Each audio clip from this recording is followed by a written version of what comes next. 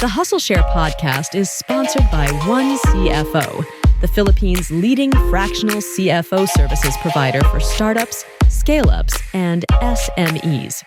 Experience the power of tech-enabled, efficient, affordable, and expert-led fractional CFO services.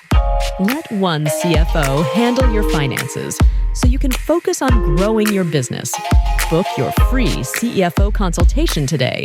With population in China, you can imagine the level of competition that you have to go through over the years to get to the top school. But wow, once I got into university, I felt like the level of competition was just not even tripled, but it's 10x. Wow. Welcome to Hustleshare, the podcast that features the daily grinds of unique hustlers around the world to show not our differences, but that our hustles are very much alike. Now here's your host, Ronster Baetyong. Welcome to the latest episode of the Hustleshare podcast. We are now live with someone I've actually been wanting to get on the show. But before we start, big shout out to her husband, Dennis, where I'm gonna see you in the next couple of days, or probably tomorrow. And we're gonna be in a lot of pain again. So I played basketball with her husband. I didn't realize you guys were actually married until I bumped into. He was like, "Whoa, okay, what? Okay, such a small world." But yeah. I really, really love the story that you told us. Told me specifically. Since when was the last time we bumped into each other? Echelon last year? I think Echelon Philippines last year. Yeah, probably Echelon or Geeks on the Beach. Yeah, one of those. Or whatever. Or any of those two. But again, I'm very interested because impact is always going to be something that's going to be relevant to the whole startup ecosystem. One of the hardest games, by the way, to play in because it's sometimes a blessing and a curse to be an impact startup. But without further ado, I need to welcome you to the show, which is the founder and CEO of Basically Borrowed, Miss Jessie Jiang. Whoop, whoop. Welcome to the show. Thanks for having me. Actually, I've been a listener to your podcast for some time now, and it's such an honor when you message me to be on the show. I felt very, very honored. Now, again, it's a matter of time, and big ups to what you've done, and let's see what this is all about. But before I get carried away, I need to ask you the $1 million question. Jessie, what's your hustle? Nowadays, well, I'm the founder of Basically Borrowed, and we are a community and content platform. So we are basically a community of consumers who want to sort of change their lifestyle and change how they engage with fashion towards a more sustainable way. So we are there to help them. That's super interesting. But before I get carried away again, I need you to buckle up real quick because we're going to have to go all the way back to talk about what Jessie or who you were before Basically Borrowed, because I love your story. You're coming from a journalist to a startup founder. But before we do that, I need you to buckle up because we're going to have to ride the Hustleshare time machine.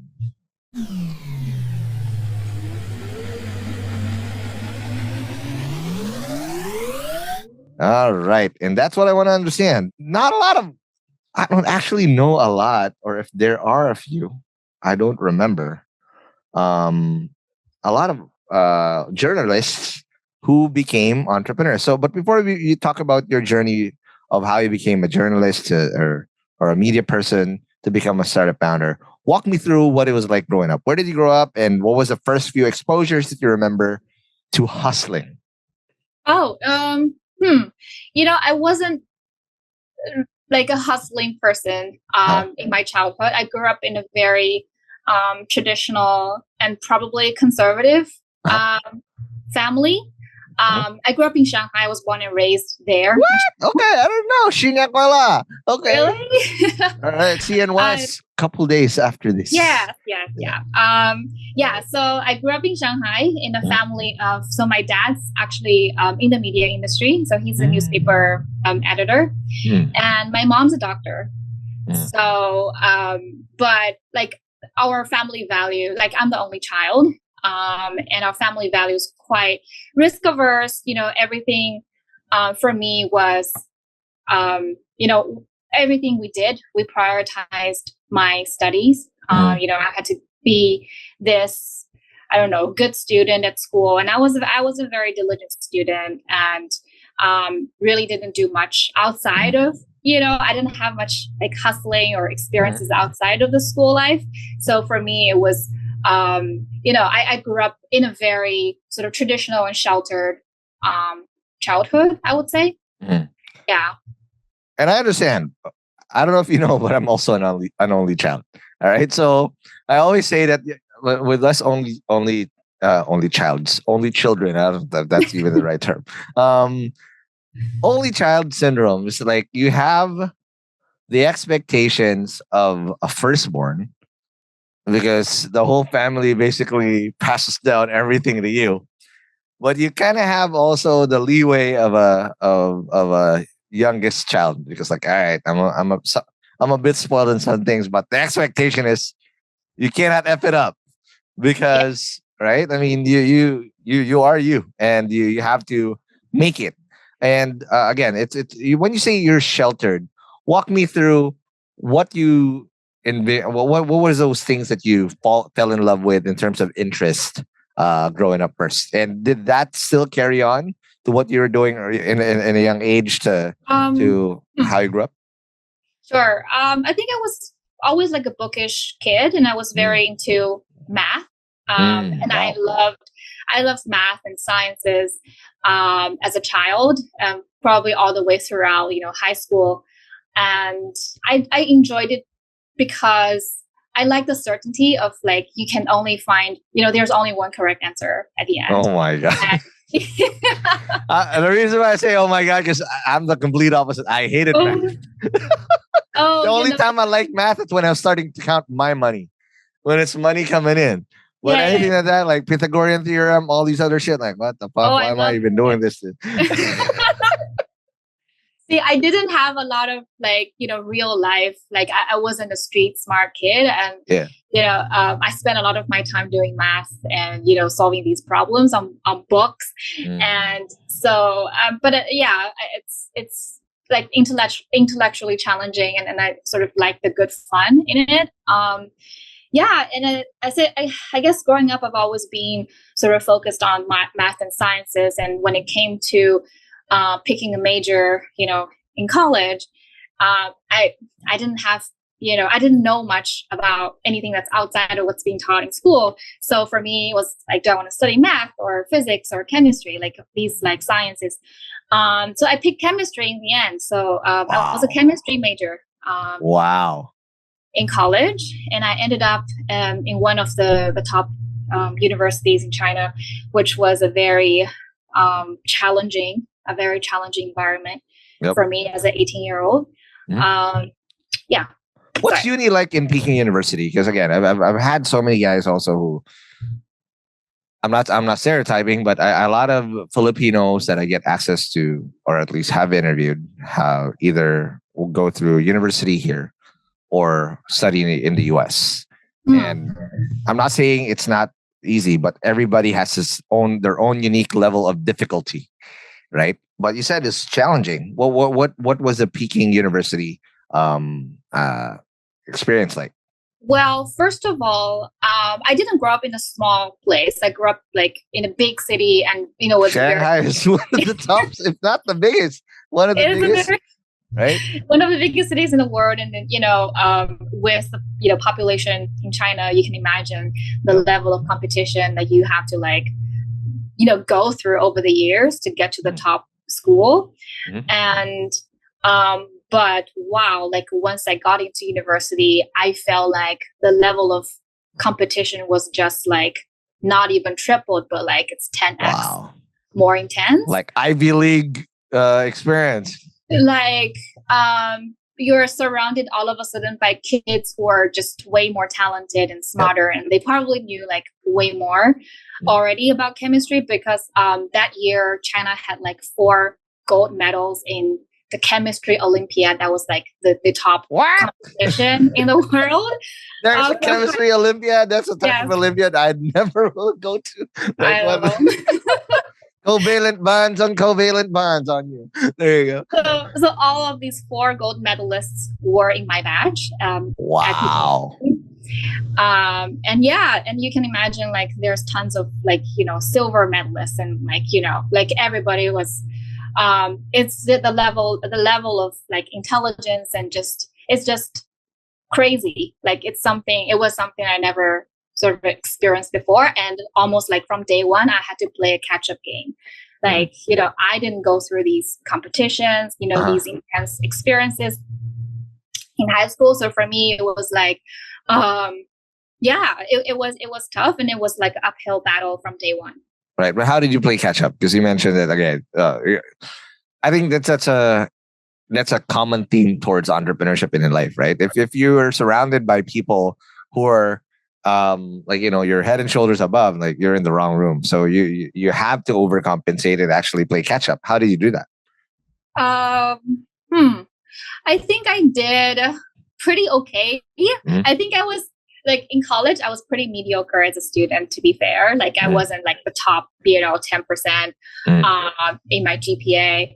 I think I was doing okay. I had enough, to apply for like overseas, PhD programs afterwards, because that was the sort of default, right, route for graduates from, a university like this, and your chemistry major. So the default route is for you to go on to universities in the US or and pursue like a PhD program in your like specific, topic of chemistry that you're focused on. So I think somewhere in my year 3, junior year in college, I just sort of felt like, okay, like everybody was preparing, the GREs and the tests to sort of get into these programs. And I felt like, wait a minute, I probably don't want to be like everybody else, even though, I could go down this route. I felt like maybe I wanted to pursue something different, because I felt like in terms of chemistry, I'm probably not, the top student there. I could sort of coast along. But it's, I want to be like, I want to feel good with myself, with my choices. And I want to be, one of the best people in the field that I choose. And I feel like it's not going to happen with chemistry, going down the PhD route. So, I sort of, I was always really into reading and literature and writing. And so, during that summer, I got an internship at a sort of English language newspaper in my hometown, Shanghai. And started sort of exploring, other interests and other options. And that sort of led me down to a journalism program after college. Wow. Okay, but what did you find? Just you're lucky because you kind of found a path that you kind of love. Obviously, spoiler alert, you became a journalist on your own, right? Absolutely. So you found it. A lot of kids struggle with that, right? I remember a lot of my batchmates, like, I don't even know what I'm gonna do. It's like a blank slate, and they don't know what to do next. We're lucky because me too. I found that pretty early in my life, right? I wanted to be an entrepreneur, literally in college. I hope I knew there were other softer paths, but I went all in right away, and oh my god, yeah, type of suffering I put myself into. But what did you like in the journalism hustle, especially in that first internship in the Shanghai Daily? Wow, you know a lot about me. No, because there's a LinkedIn. I'm not a creep. Okay. Okay. What did I like the most? I sort of liked. I feel like that was my first experience. Like sort of getting the hang of what journalism was all about. The daily sort of tasks that you're supposed to do. Like talking to sources. Figuring out what's interesting about a specific topic. Something comes up and then you have to figure out who to talk to and what is like the interesting bit about this whole story. And it's really, I guess the instinct for what's the interesting bit about the story. That's sort of like the journalistic instinct. That's something that I feel like I got the hang of through that internship. And of course, like the rest of it, like the writing and the basics, of course, like it took a long time to learn and to practice. Yeah. All right. Sounds good. Now, after that, obviously you went back to school. And when did it become official? So after school, obviously you graduated with the chemistry degree. But were you certain already that, all right, I want to take journalism? I want to be a reporter or a researcher? So what did you do next? Actually, I went to a program at NYU after college. It's called... okay, it's a long time ago, so bear with me. I'm trying to remember the exact name. We're both old farts here. I think it's called Science, Health, and Environmental Reporting Program at NYU. And so it was like a 16-month program. Okay. Is this the longest you've ever been away from family? Yeah, basically. But, I went to college in a different city, and I sort of like my middle school and high school were kind of like a boarding school program. So I didn't really go home, Monday to Friday every week. So you're used to that, to living kind of alone by then? Very much used to like a dorm, environment, living away from my family. Yeah. Wow, that's tough for a only child, because I remember having to be like very homesick. The longest I've been till now, I think the longest I've been away from home was what? 2 weeks? I can't. It's just not my hustle. So OFW life was never an option for me. It's like I'm gonna miss my mom too much. Like, all right, I gotta be home. She's a single mom, so I'm all she has. So there. I was really homesick, for years, in my teenage years when I was like at school Monday to Friday. But I sort of got over that, gradually. But went to New York. Studied science, basically science reporting and science writing. So I think the biggest thing I learned from there was to explain complicated topics, like the science behind something, right? Or in sort of plain layman words. Like we're 10-year-olds. Yep. So our professors used to tell us, like you have to sort of read it to your grandma, or like, like make sure that somebody who did not have any context can sort of understand what you're writing.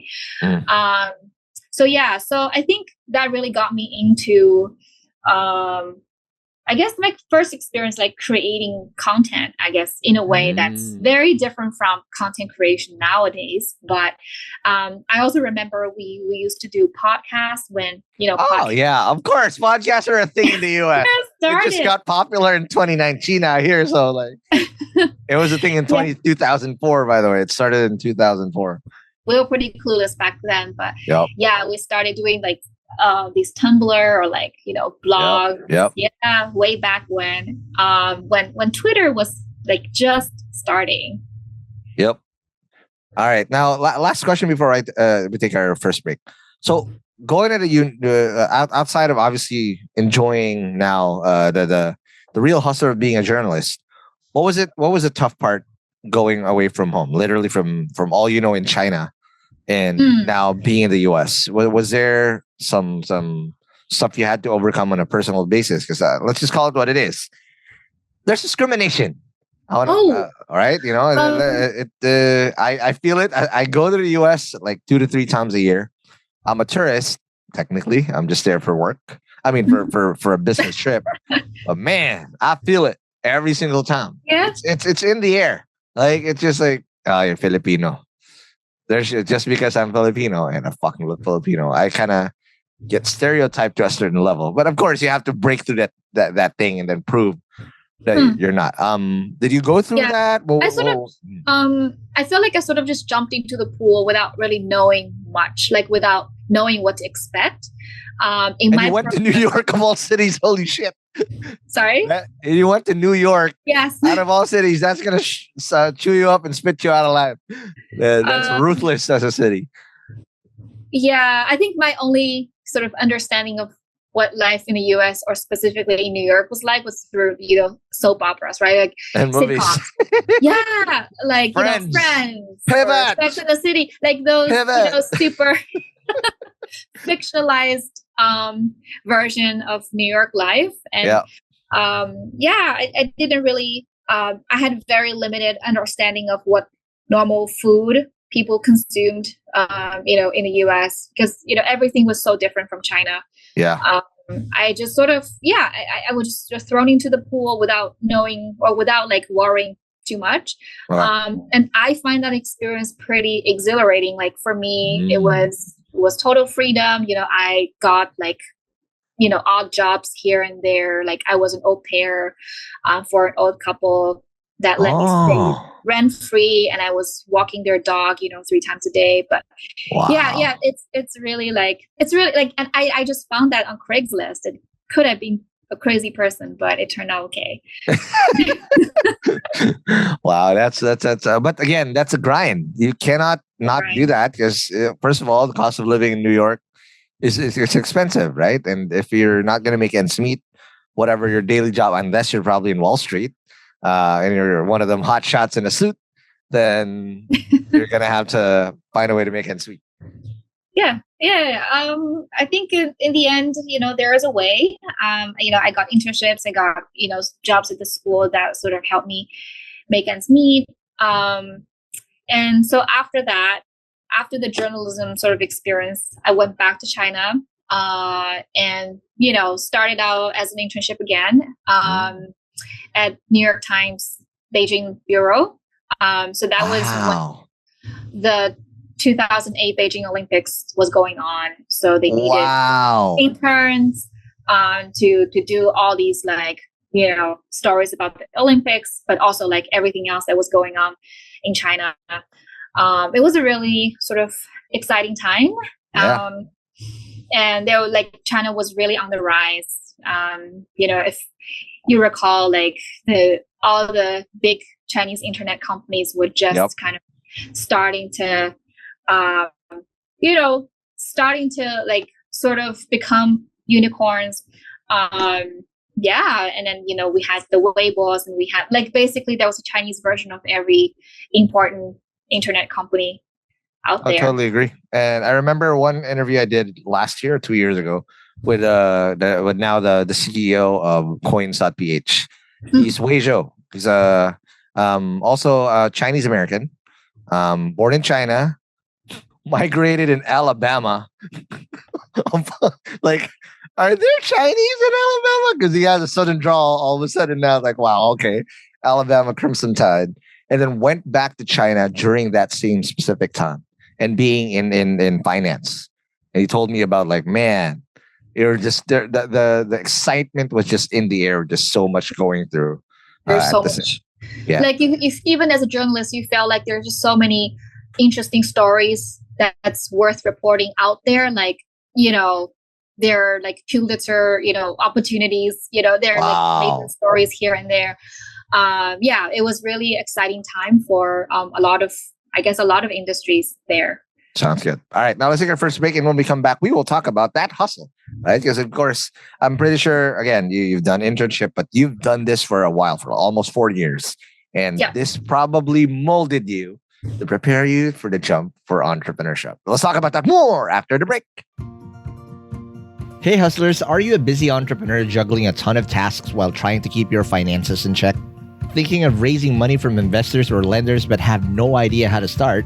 Well, you are not alone. Managing business finances is tough. But don't worry, I got something for you. Introducing One CFO, the leading fractional CFO service and technology provider for SMEs, startups, and scale-ups in the Philippines. Whether you need help with financial management, fundraising strategy, or scaling up operations, their team of top-tier CFOs and their game-changing CFO tech platform have got you covered. And they're legit because I've heard about them from a lot of YC startups actually that got founded in the Philippines, because they've helped a ton of VC-backed startups, scale-ups, and some of the best SMEs in the country reach new heights. One CFO is your strategic financial partner, providing the insights, guidance, and the tools you need to make smarter decisions and drive growth. Plus, they offer personalized support tailored to what your business needs, no matter the size. And what's the best part? It won't break the bank. One CFO services are affordable and accessible to businesses of all sizes. So if you're ready to level up your business and finances, what are you waiting for?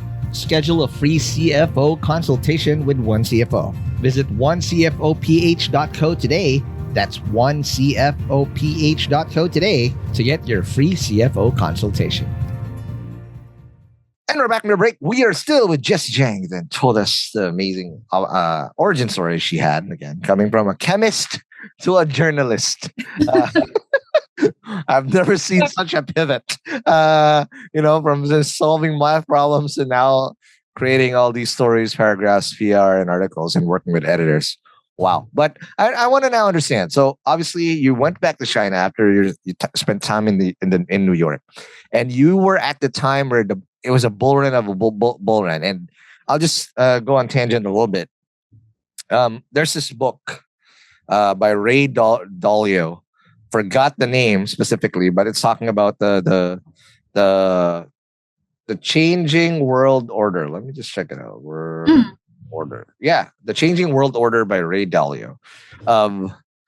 It basically talks about what happens to the world when a dominant superpower is basically appended by another superpower. What are the patterns that have happened before when a superpower is in decline and a rising superpower is on the rise? Obviously, he talks about, hey, okay, this happened before, blah, blah, blah, blah, blah. And it always, there's a pattern that happens. Obviously, a new up-and-comer, which is obviously China, will try to upend the US. What he says is there's patterns until it ultimately ends in conflict. Shit, that's what I don't want to happen. But you were there when the dragon was literally, and again, I'm a year of the dragon, so I'm just going to flex. There you go. I believe in my Chinese horoscope. Last 2 days of the year of the dragon. Yes, I want to get all the dragoning that I can get before the snakes come through. But I want to now understand, what was that like, and how did you evolve as a journalist? Because again, you did this for a while, right? Yeah. And when you're literally at the thick or the epicenter of all that hustle and action, how did you evolve to keep up with all of these stories? I think, I started obviously as an intern at the New York Times bureau, Beijing bureau, for the summer. And then I sort of went over kind of next door. Well, we all had our offices are all kind of the same, what they call diplomatic compound in Beijing. And so the next building, there was the Beijing Bureau of Time magazine. So I got myself a full-time job there as their sort of on-the-ground reporter. So my job was to... What was your beat? So I didn't have a beat. What? How? Why? I was just sort of helping out and reporting on stories in many different beats. So one day I could be doing something really serious, I could be doing something like political, interviewing human rights lawyers or, people who are dissidents. The next day I could be doing something that's, more innocuous and maybe like a movie review that I would write. Yeah. Wow. So, I covered a lot of different things. So I did a lot of, obviously interviews, all kinds of different people. I did also, I think one of the really interesting, sort of recurring, stories, over the years was really the rise of the Chinese kind of internet and entrepreneurs. So we interview the people from Weibo, the people who, the team behind it. And it was also like the days when WeChat was just starting, there's all these, all sorts of like excitement in the air. And I think the internet story was just so important that, oftentimes there are, specific journalists assigned to those beats. Yep. You're like specifically covering that, because it's also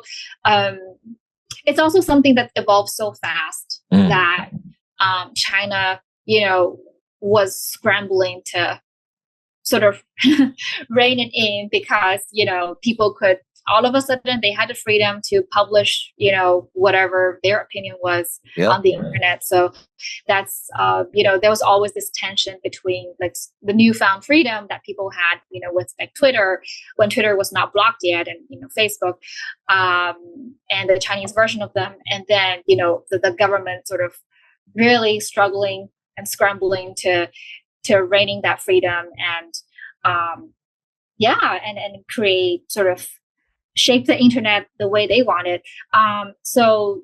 Really, really interesting, story that had to do with politics, that had to do with technology. And I was just in the middle of all of this action. Mm-hmm. Now, I want to understand, of course, you cannot keep up if you didn't develop solid skills. What do you think were the soft and hard skills that you developed during your Time magazine hustle? I think soft skills, the most important one was really the tenacity of like trying to track down a source. It could be extremely difficult. You have to be very resourceful when it comes to like, I want to talk to this person, but this door is shut, and you just have to come up with ways to get to that person. And got it. That's what I had to spend a lot of my time on. Right. And I loved asking questions. I loved sitting down with people and interviewing them. Yep. That's why I love doing this. Great. I'm usually in your seat, but okay. That's why I know how it feels. It's like, holy shit, why am I in this seat? This is so uncomfortable, right? When I'm the one being interviewed. What other soft skills? Well, I think obviously also like interpersonal skills, which is, also like dealing with the government. So being a reporter for a foreign media outlet, we like, maybe not daily, but like very, very constantly, you get harassed by the government. So just like sort of dealing with all of that. It required some, I guess, resourcefulness. And hard skills. And I think, again, like figuring out what's interesting about a story, piecing together a narrative, and really like also researching, because there is a lot of information that you can find online, and sort of, use your common sense and, I guess experience as well to filter out the credible bits versus, the rumors, and verify that. Like, I guess it's a bit too much detail. Right. No, you should. What are you supposed to do as a journalist? And obviously, I think organizing all of that information that you get from the research and the interviews and into a cohesive narrative, I think that's a hard skill that's quite important, and that's something that I really like to do, throughout the years. All right. Before we wrap your Time magazine hustle up, if there's one story or one thing that's like, all right, that's my creme de la creme, or this is my, oh my God. this is what comes to mind when I remember my Time magazine hustle. What is it? Well, I have to get back to you on that one, because I don't want to, because a lot of my story were okay, you can do 2 or 3, or up to you. Okay. Oh, you did politics. Holy shit. Okay, then let's not get you in trouble. Man, all right. But okay, so if it's political, man, that takes a lot of guts. All right? Because there's always going to be some pettiness that's going to happen, especially if it's a good thing or a bad thing. The last thing you want to do is be a sellout, right? And then not call it what it is. So, man, just for you to be able to actually, I mean, you didn't have a beat, but those are what you wrote about speaks volumes. And that could have been very scary. I can imagine. Like, oh, yeah, shit. I think, at the time, I guess China was a little bit more open than now when it comes to just allowing different voices. So luckily, when I was a journalist working there, I wasn't in much trouble, even given, some of the stuff I wrote that were critical of the status quo or, government policies. I consider myself pretty lucky, actually, being the right place at the right time. Yeah, it's absolutely. Last thing you want to be is now you're going to be part of the just off the Politburo. And then nope, don't even go there. All right, so from there, now you went to Singapore and you worked in business development and acceleration. Is this another major pivot? Just like from coming from journalism to business development. I mean, yes, there's a similar hustle there. You have to chase people. That's actually business development anyway. But what? First of all, two things I want to know. How did you get from China all the way to Singapore, and how did you then pivot to business development? So I did an MBA program at a school called INSEAD. INSEAD, of course. Yes. Okay. So in 2012, a long time ago, I took on this 1-year MBA program at INSEAD, and that sort of led me to Singapore. And I think the reason that motivated me to apply for this MBA program and sort of make this career change was, I think it also had to do with the whole like excitement around like entrepreneurship and, internet industry.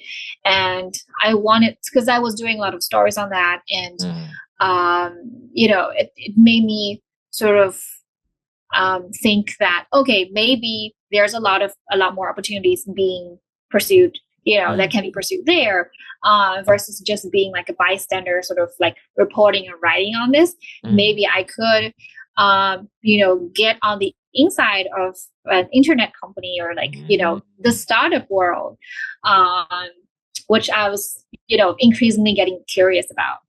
Got it. Okay. So what's acceleration how obviously the way you got in is to become a BD lead, which is one of the most, if not the most important thing in any startup. Sales cure all. It all starts with sales. I don't care what your business is, but you gotta get money in or resources coming in. I think at that point, besides the business school experience, I think I had very limited sort of commercial experience, like, selling anything or like being in like even a commercial environment, because up to that point, I was really, first of all, like I was a scientist, like I was studying science, doing lab work. And then I went to become a writer, a journalist. All of this, like nothing had to do with like traditional sense of hustling. No, but it is a hustle. A lot of it is a hustle. It's not really like, I didn't have, P&L responsibilities. I didn't have like targets to like, these are the deals that I need to close, right? Like it's not that sort of environment. So I feel like that experience at Acceleration, which was a local early stage VC out of Singapore. And so at the time, I don't know about now, but like at the time when I was there, we invested in startups that were based in the Europe, and I think some Israeli companies as well. And so our sort of mandate was to bring their businesses here in Southeast Asia and grow the business on the ground here. So I was in charge of I covered different markets in Southeast Asia, helping our portfolio companies sort of grow in these markets. Got it. Sounds good. Now after that, obviously you doubled down, but this time still in Singapore, and this time with Vaultec, and you did 3 years here. What is Vaultec, and what did you guys what did you do here? As now a regional BD lead.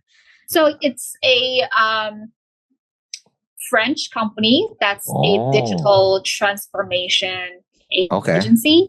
Okay. So we did sort of digital transformation consultancy. We did implementation of I guess complicated CMS and all these like systems. So I think in a way we that was my first experience doing more straightforward like B2B sales, if that makes sense. So I worked with our team of inside sales people to identify who are the targets or the clients and go after them, and work with also many internal and external partners, for example companies like Adobe, Sitecore. I don't know if you know of them, but these are like basically software providers.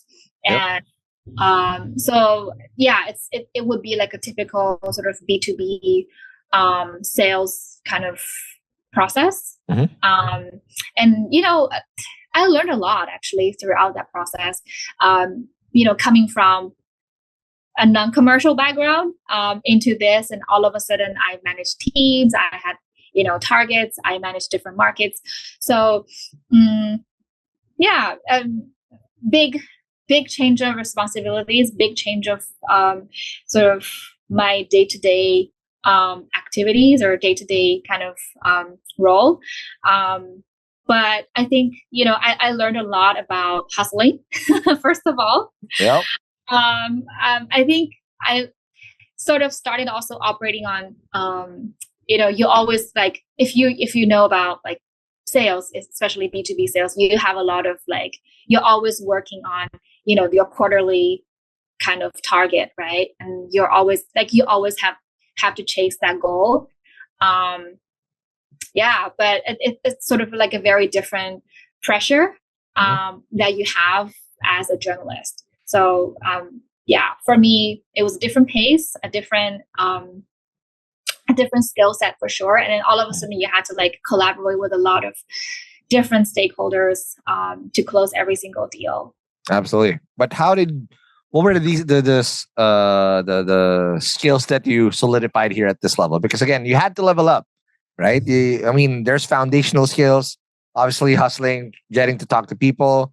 Those are foundational skills that you've built as a journalist, and probably the rigor that you've built as a scientist that comes through. But again, you gotta level up because now there's money to chase and there's the business to chase. What was that? And of course, I also want to talk about how you evolved as a leader, because it's not just you versus you anymore. You have some people. Okay, all of a sudden I had a team to manage. Which is also new for me because as a journalist, you didn't have a team to manage. So I think that happened also gradually, right? Like, you started, of course, with no team or with a very small team. And then, your responsibility sort of grew from there. Yep. All of a sudden you started like having to interview people, for your team and having to like hire people. Which I think is a really useful kind of experience because, now as a startup founder, you have to deal with, finding the right people. Yes. One of the most important things you should do. You cannot get idiots on the boat. There you go. For me, that's also through those years, I sort of got exposed to like managing teams and having to like mentor people, making sure that I take care of them. It's not just like me on my own by myself anymore. And I have to make sure that we establish the right culture, the right kind of incentives for people. And I would say all these environments with Valtech, with acceleration, we are very, very small, still very small teams. So you kind of really got a sense of, what like a startup company felt like without sort of taking on the risk of actually being a founder. Yep. All right. Now, eventually, this is the question that I really wanted to ask. So you were doing really well in Valtech. Two things I want to find out. What when did you start feeling the itch, and what made you then take the jump to basically borrowed? Oh my God. Um, so it was not my choice. Okay. Well, because Dennis, my husband. Shout out, Dennis. Is this your fault, Dennis? Why Jessie became a founder? Okay. Yes. Okay. So it was not my choice. So a bit of I guess, a personal story. So we got married, and I had a baby in January 2017. Okay. And so I was on maternity leave, just went back to work, and and one day Dennis, my husband, came back home and told me, "Hey, I got this job, kind of a dream job." Okay. Is this the ADB job? Yes. Okay. Yeah, I know he's been applying for different roles at the ADB. Yeah. I mean, not like it's something like I needed or like I had to find or had to land, but it's sort of something that's in the back of his head. Like it's like a nice. It's also like an impact role as well. So shout out Dennis. Okay, there you go.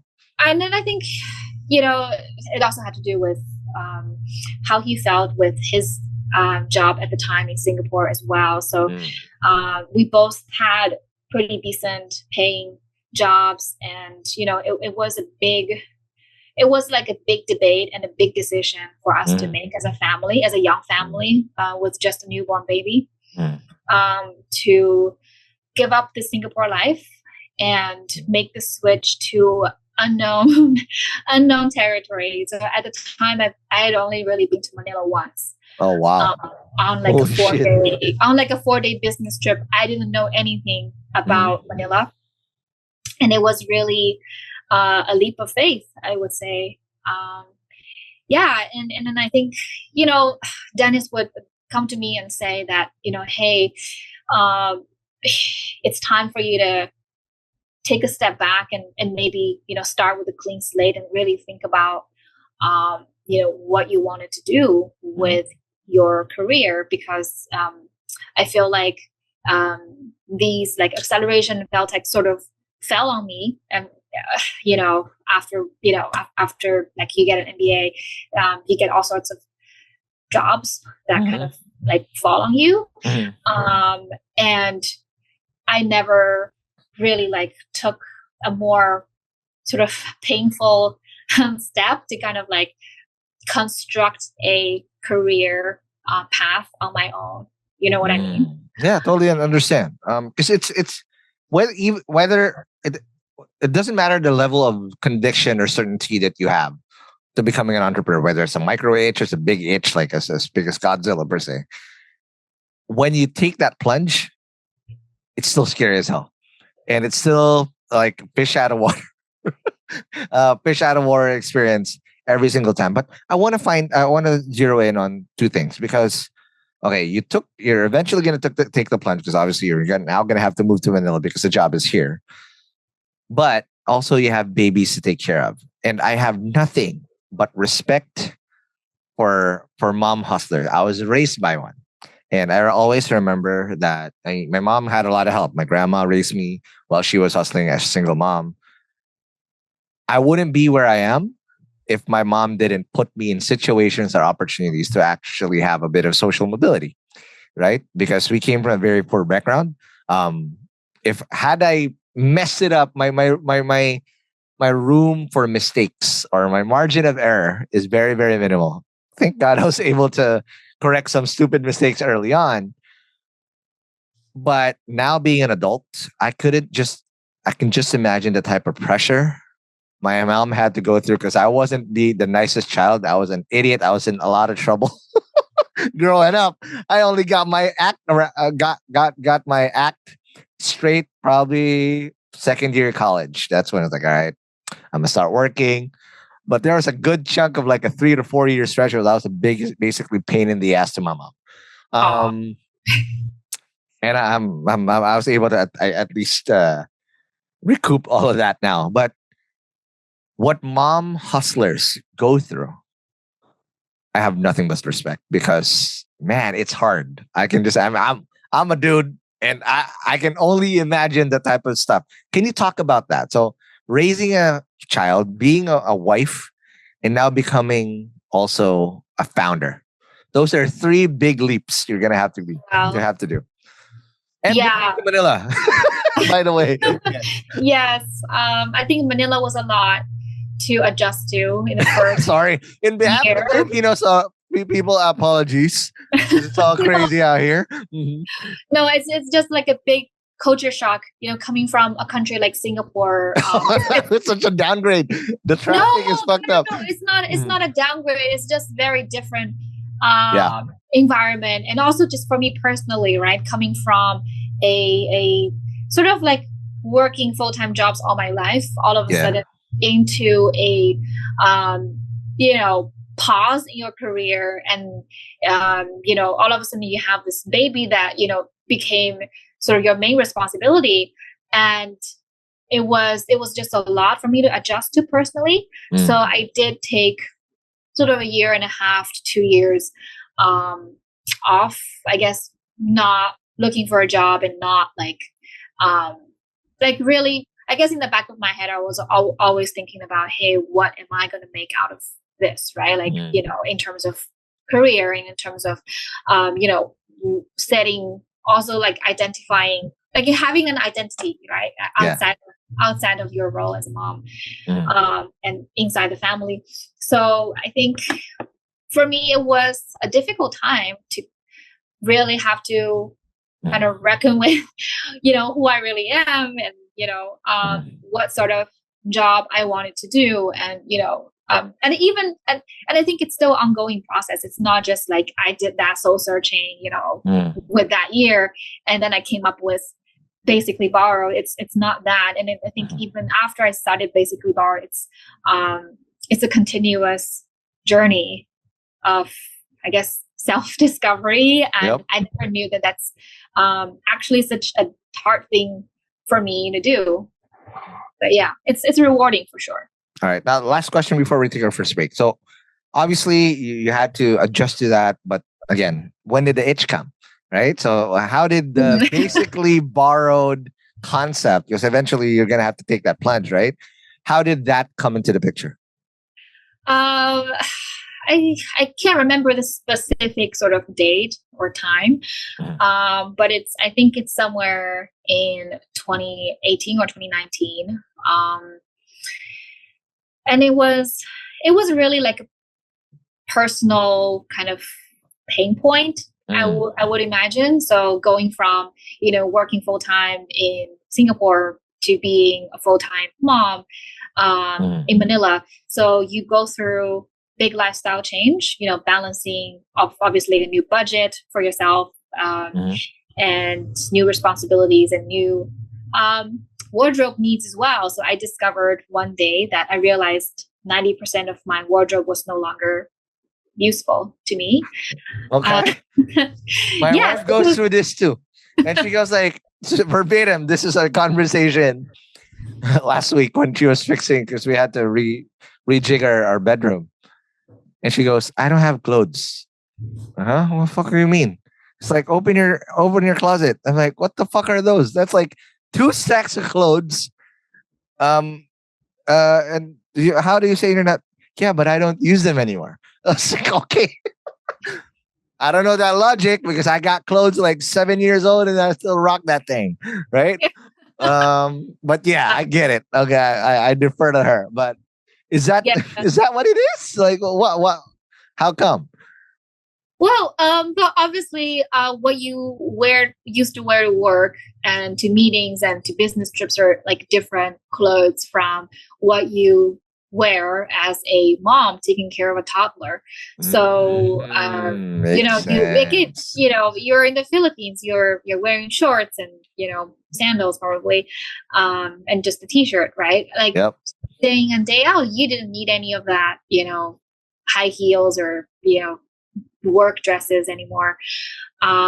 So for me, that was sort of a revelation that, hey, I accumulated all that stuff in my previous life in Singapore. and now I'm in a different reality now. And what am I going to do with all this? So I was looking for like a place where I can, let go of these clothes, like in a meaningful way, right? Like, maybe like rent them out or sell them. But I couldn't really find a efficient way to do that. And and then I think that sort of was the first itch that made me start thinking, hey, is there something I can do here? And it was, I would have to say it was not intended as like a full-time, thing, or like a career choice. From the beginning, it was really, hey, something I could do here. Like maybe I could spend some time figuring, what I can do in that space. And yeah, the idea really came from here. And then obviously the most obvious thing that you could do is to set up maybe a website or online platform to let go of these clothes and also help other women who are in similar situations. I'm not quite sure how to help you with that. I'm sorry. Bye. It's fine. Wait, I don't want to cut that off. Siri just wanted to. Is that Alexa? Who's that? Alexa? Yeah. That's a Echo. Google Echo wanted a cameo out here. That is so funny. Hey, Echo, you're not part of this interview. Okay. That's amazing. Yeah. So I just started to try to figure out from nothing, right? I had no connections here. I've been a stay-at-home mom, for like a year and a half here. Okay. All my connections were other moms. There you go. And I started with cold emails and cold calls to like people I found online and on LinkedIn. Because I was like, I can't just sell my own stuff, but I wanted to like have more SKUs. I suppose you can call them that. I wanted to have more people on my platform. So I started with somebody who was a stylist, also helping others clean out their closets. So I actually found this person randomly on the expat mom's blog. Yeah. So all I knew was expat moms, right? So there you go. I sort of heard about this expat mom, and she was doing well with her blog. So I checked out her blog, and hey, there it was. There's a fashion stylist that she's collabed with, and I cold emailed that fashion stylist, and I was like, hey, can we like talk and maybe work on something together? And it really started from there. So it turned out her name is Bella. She was a fashion stylist with Preview. Oh.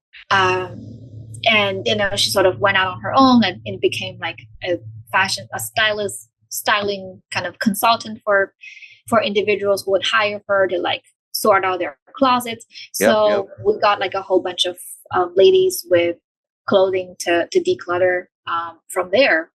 So I launched my Shopify website in September 2019, and with I think 100 or 200 SKUs already that we did photo shoots on, and I just listed them. Yeah. Why is it called Basically Borrowed? Dennis came up with that name. Okay. And I was like, I like alliteration. I like the B and B, and I wanted to be something like a the initial intent was really like that we would enable like rentals as well as selling. So I felt like, and personally I felt very basic, like I'm not a trendy person. So I felt like something that has to do with basic is good with me. And we just sort of brainstormed names and landed on that. Sounds good. All right, now let's take our last break, and when we come back, we'll obviously now talk about Basically Borrowed, because again, what's interesting is that she solo founded this for 4.5 years until she ramped it up. Let's talk about that more after a break. Hey hustlers, before we resume the episode, let me tell you a very quick secret. Do you guys ever wonder how we're able to consistently release episode after episode here in Hustleshare without missing a date over the past 3 years? Well, it's not just pure hustle, because I'm also running my podcast along with me running my startup full time. Now, for some of you who have listened to this podcast, you guys very well know that I created a startup that is designed to help the best podcasters in Southeast Asia to realize their full potential, which is called Podcast Network Asia. And over the past couple of years, we've achieved quite a lot in P&A, helping hundreds of podcasters create world-class episodes consistently.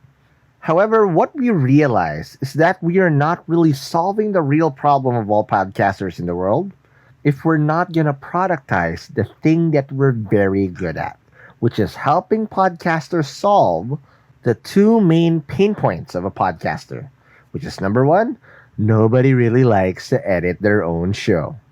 Especially if you're listening to your own voice. Just like me, I cringe a lot.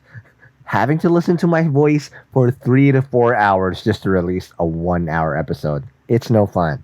And then the other thing is that most podcasters, just like me, are absolutely clueless on how to properly grow their show, which is something that we have perfected in Podcast Network Asia. So we've decided to put this all in one product that helps any podcaster in the world create world-class shows that people will love and will continuously grow.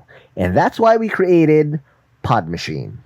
Pod Machine is the most affordable podcast subscription service that helps you with your podcasting needs. We've got everything from audio production, crafting designs, and marketing and growth support. So as a podcaster, you can now just focus on the thing that matters the most, creating great content for your listeners. So, if you are an existing podcaster or someone that actually wants to create their podcast now, no need to worry.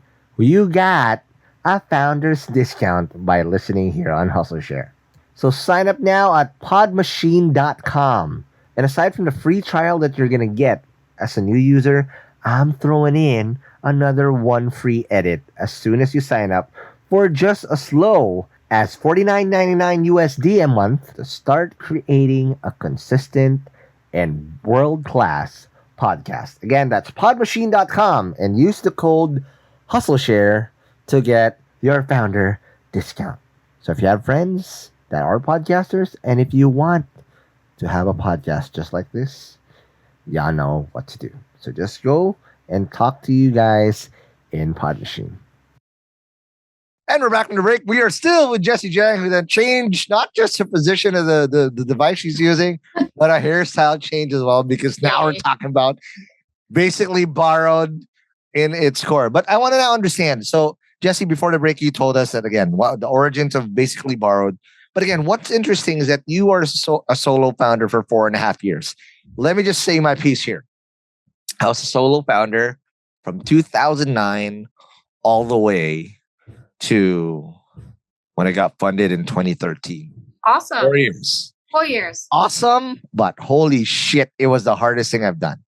Because obviously hindsight being 2020, now that I have a co-founder, I have a team, I have all the people that I realized that I work with. I now understand that, yes, this is a team sport. And I don't care how good I am. There's always going to be weaknesses. And if my weakness is just going to be synonymous to the startup's weakness because I'm alone, it's hard. But during my first 3.5, 4 years of being a solo founder,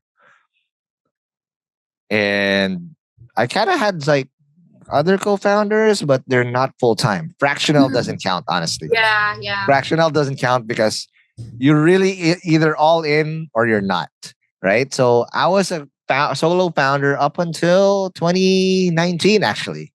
If you I had fractionals, but no, you need to be there. But the amount of growth and sheer will and determination I had to muster as a solo founder, I'm glad I went through it, because a lot of the shit I'm going through now with a bigger team, with all these responsibilities and the stakes that are attached to it, I learned how to master that as a solo founder.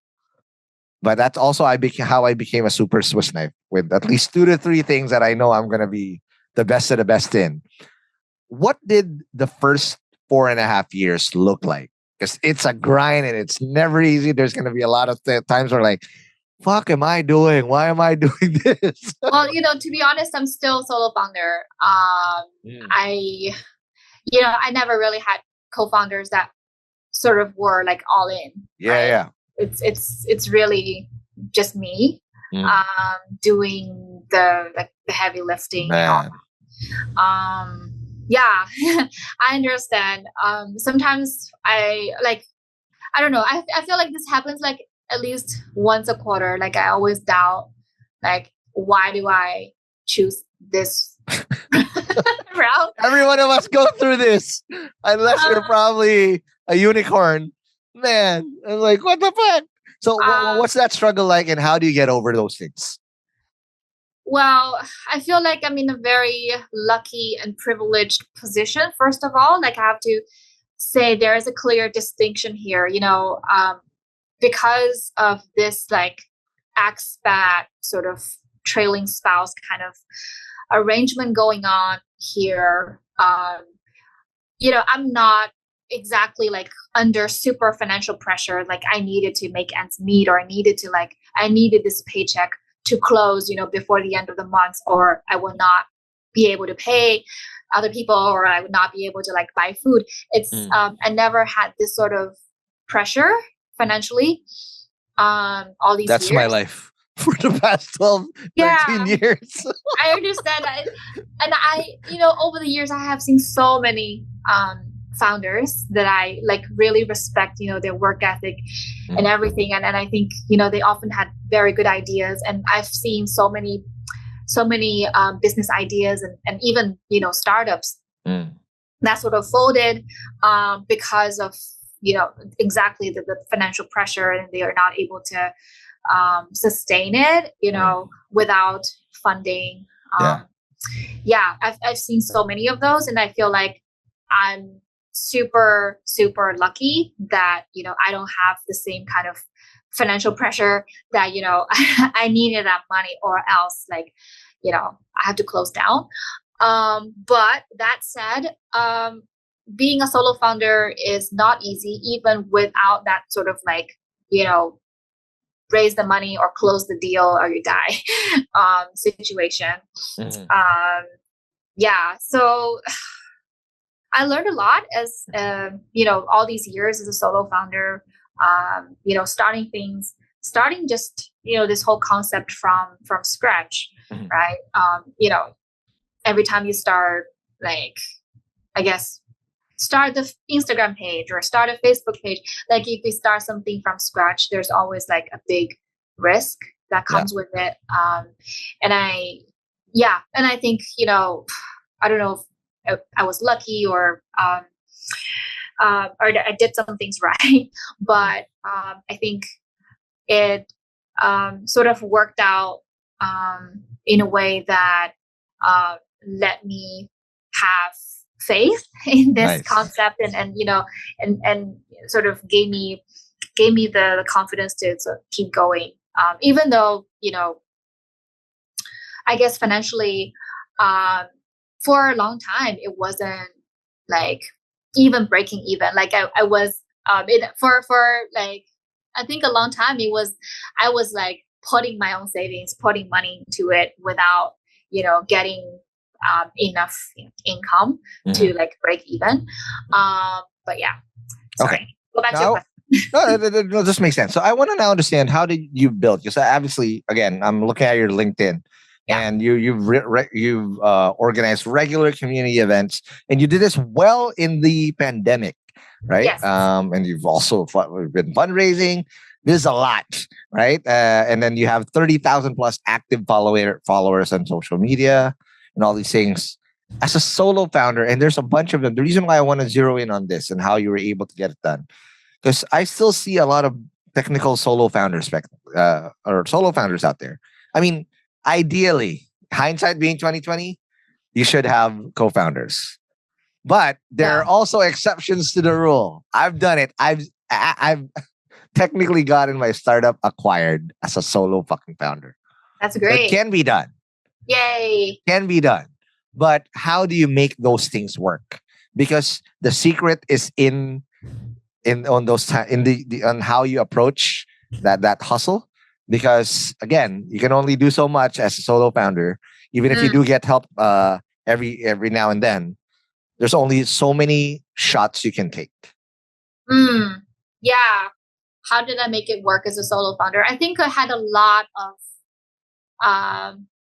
help. So, for example, even from the get-go with, just a Shopify store, right? I did, hire people as, to like, I think I even hired people for branding, like did the logo, like, all of that. And I did run the operations all by myself. I did join also the Idea Space pre-acceleration program. As it was like the first couple of months of the pandemic, and everybody was like in a state of chaos. And I think it was like the first Idea Space program that was, like fully remote, and everybody was on Zoom. And I think, I didn't go very far in that pre-acceleration program. I think basically Borrow was not selected, as part of like the official like acceleration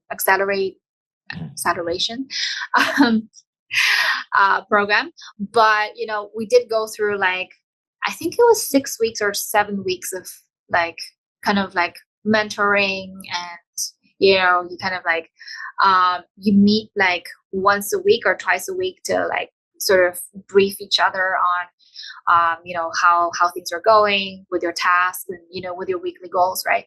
So I did all that, and it sort of gave me a sense of, urgency to like, hey, I have to like, set these aggressive goals and, grow in a certain way by a certain time. And I think that's also when I started,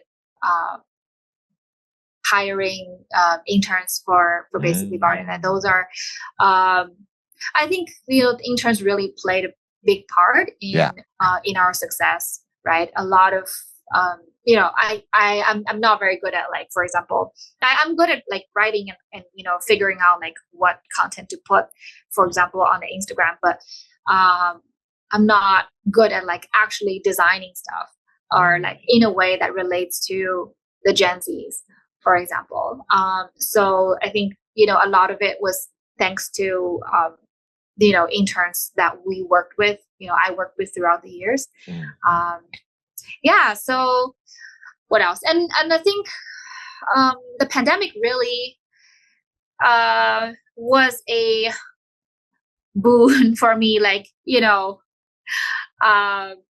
unexpectedly. But obviously, like, because of, I think in March 2020, everything was locked down, and there was a big scare. And, in terms of like basically Bar, we were, in operations for 5-6 months to that point. And I had, revenues going on. I had like, bit of buzz going on for our social media. And, all of a sudden that stopped. And I paused the operations and stopped getting SKUs and, stopped acquiring sellers. But, sort of took a step back again, go back to the drawing board, and came up with a different plan for basically Borrow. So that's when I started, focusing more on building it as a content platform. So really doing more of social media sort of advocacy and impact-driven content about sustainability. And that's also like really helped us pull together like the community like we saw today. I think a lot of the foundation of that was built, within the first year of the pandemic happening. Sounds good. All right. Now, how did you then double down on the content approach? Right. So obviously you did a pause during the pandemic. with the content approach, is this where you also saw more traction coming in, or is this also where you had to do a few more pivots to get to the current version of Basically Borrowed? I did so many pivots. I lost count of that because I was constantly thinking about, as Basically Borrowed started to get more traction, we started to get more followers and more people joining our community events. We started doing these clothing swaps in the middle of the pandemic when everything was still closed. So we did clothing swaps on Zoom. We would have like 20 to 30 participants, broken down into like different size groups, and each group would have like 6-7 people. And we did that like pretty consistently throughout the lockdown years, from like 2021, I would say, till end of 2022. And then that was like, everything started opening up and we started doing offline events then. But I think throughout those years, it was like a big priority for me to kind of figure out, hey, now we are a community, right? We're an active, thriving community that's still growing. But,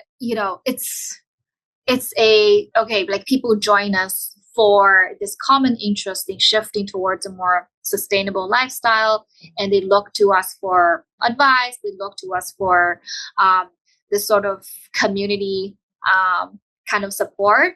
But how am I, what am I going to do with this to kind of increase its impact or keep it, growing, right?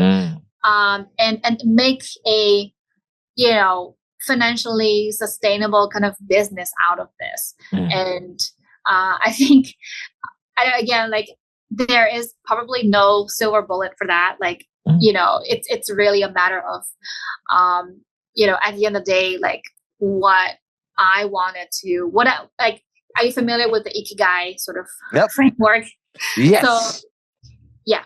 So for me, it's a matter of, again, figuring out what I'm good at, what I can be paid for, what the world needs, and find a common, part out of these 4 categories. And I think along the way, I did so many other pivots. I wanted to build, secondhand marketplace for fashion. I wanted to be, for example, a services marketplace again for people who wanted to get things mended or, rent clothes. I've had many MVPs built, and along the way, luckily none of them were very costly, so that was good. So I learned a lot. I constantly talk to people in the Basically Borrowed community and figure out what their needs are and how can we help, right, in this process of helping the modern consumer sort of along this sustainability sort of journey. So I think right now my thinking with Basically Borrowed is that I wanted, my vision for it is really for it to become one of the leading voices in sustainability topic or in this sustainability issue within the Philippines. We want people to think of Basically Borrowed as their go-to place if they want to learn more about sustainability, if they want to get more any sort of assistance or help when it comes to choosing this or shifting their fashion consumption pattern, or even their how they deal with fashion on a daily basis. So and I think my approach is really more, as a solo founder again, is really more from what I'm good at, with the whole story of my career. I think, I'm naturally, I guess, trained as a storyteller. Yes. Content creator and sort of digging back into my roots in content creation and journalism. And I think that's what I love doing and what I'm good at. And also that's how we can make the impact that we want to make. That is amazing. Now, before I let you go, I want to get. I want to then ask your advice, because again, motherhood never stops, and you did Right. all of this stuff that you wanted to pursue, pivots and whatnot, and again, doubting yourself, which every single founder goes through every single quarter, and you still got to be mom. Yeah. What's your advice for mompreneurs or Wow. mom founders? I'm still learning. listen. I'm gonna. What's my advice for mompreneurs? Yeah. I think you can't have it all. Mm. And I think I still keep making those mistakes as well. As Dennis, my husband, keeps saying, you have to sometimes choose. You have to make a choice, right? You can't do every single thing. Yeah. That's impossible. So I think, as a mompreneur, obviously, being a full-time mom is more than a full-time job, right? It's the hours that you put in, the effort you put in is way more than a 9 to 5, corporate job, for sure. Because you're always on call. You're always, you need to be there physically and emotionally. You need to be there. And I think being an entrepreneur is another probably more than full-time job out there. And I think as a mompreneur, every mompreneur, we need a lot of support. It takes a village to, raise a child. It takes a village to grow a startup, for sure. So yeah, I think don't be embarrassed to get help, to accept help. That's one of the biggest lessons I've learned, actually, and also to learn to delegate. I was so poor at that, just like delegating different tasks to different people in your network.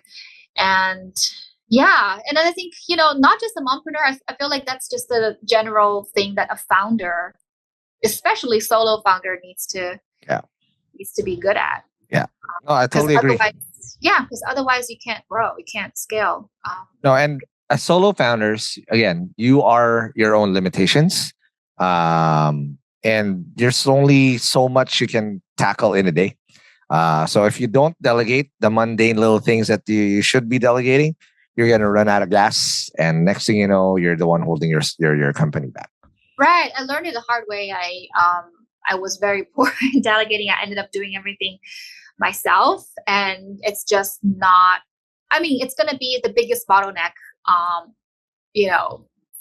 for you. Like if you want to grow the company at a certain speed, you just can't do it all by yourself. Absolutely. Again, thanks very much, Jessie. I wish that we had more time, but before we let you go, where do people go if they want to work with you? Again, be part of the community, or even just, get advice on their clothing that don't. Oh my God. Where do they go and how do they do that? Okay, I answer all the DMs at Basically Borrowed on Instagram.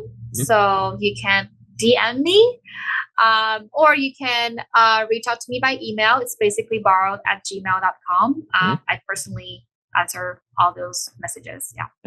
Sounds good. Again, thanks, Jessie. But before I let you go, follow us on whatever podcast app you're listening to, whether Spotify, Apple Podcasts, or wherever you listen to podcasts. And if we did say some jargon or any link that is valuable from this episode, it's going to be the show notes on hustleshare.com. And again, big shout out to the brands that support Hustleshare, that allow us to keep doing content like this. And if you want to be like them brands, you can actually go to premium.hustleshare.com. Again, Jessie, thank you very much.